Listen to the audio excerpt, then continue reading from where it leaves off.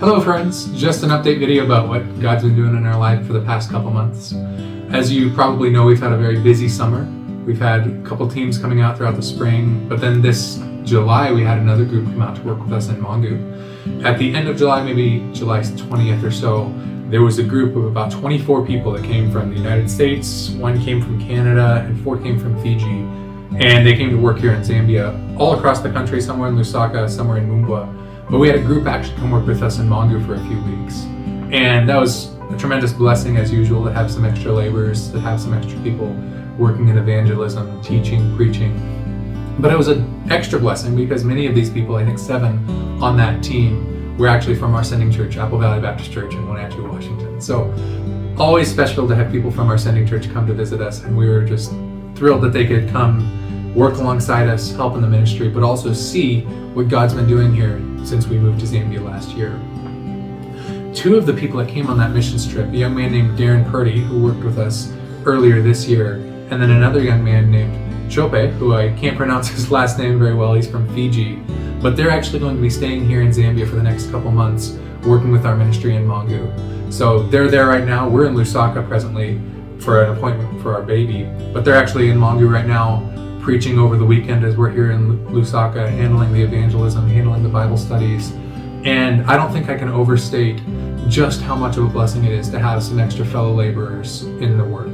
Just to have some extra young men to be teaching, preaching, evangelizing. These are both godly young men that have grown up in church that are now using their Bible knowledge for the furtherance of the gospel, and it's a huge blessing.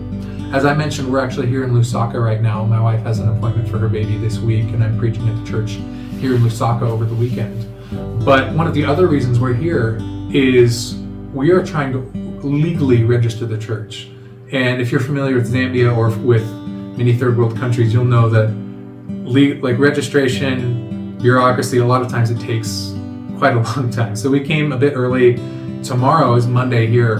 We're hitting that early in the morning, hoping to finish it by the end of the week, or at least finish everything that needs to be done in Lusaka. We need to get some referral letters from different churches, track down some other things. And so if you could be praying for that to go well and smoothly, we would very much appreciate it. And hopefully we can get everything done in Lusaka and then finish the rest of the application process online once we return to Mongu. As you know, we're expecting a child in early November. So our plan right now is to come about 4 weeks before the baby's due here to Lusaka.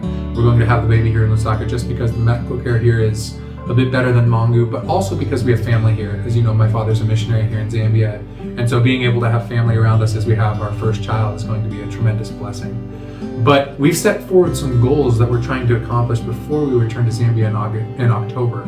One of those goals, as I mentioned, is legally registering the church, getting the church to be its own legal entity that can issue and bring in people under work permits. That can be, it would be a huge step in the growth and development of the church.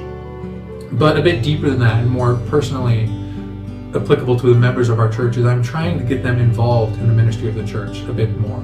One of the things that's easy to do in Zambia is many people here, even in our church, view themselves as, well, we're just a member. And maybe you do the ministry and maybe some of the key members do the ministry, but we're just members. So I'm trying to break that mindset a little bit, encourage them and challenge them that they are a member of the church and it's their responsibility to work in the church, to disciple other Christians, to evangelize. And so be in prayer with me as I try to bring that ministry challenge to the members of our church. But then also one of the things we're preparing for and have been planning to do this throughout this year is training our young men to be able to teach others also, as the Bible talks about in Timothy. As I'm leaving in October, presently we don't have a plan for who's going to come and pastor the church. So throughout the year I've been preparing some of the young men, telling them, you are the ones. I'm leaving, I'm going to be gone for 5-6 weeks or so. You're the one that's going to have to be teaching on Sunday. You're the one that's going to have to be handling these things. So I've been preparing them, teaching them how to outline scripture, how to study a passage, how to extrapolate truth from a passage and then go on to teach it. And so just please be in prayer for these young men. This is a big step for them spiritually. Some of them have had opportunities to preach. Most of them have been able to have 2 Bible studies with me every week for the last year. So just please be in prayer that they would be equipped and ready and bold to take out this step as they begin to teach and lead the church in my absence in October and November. So thank you all again for your prayers. Like I said, just a brief update. And we greatly appreciate everything you all do and greatly appreciate being able to serve the Lord here in Zambia. Thank you.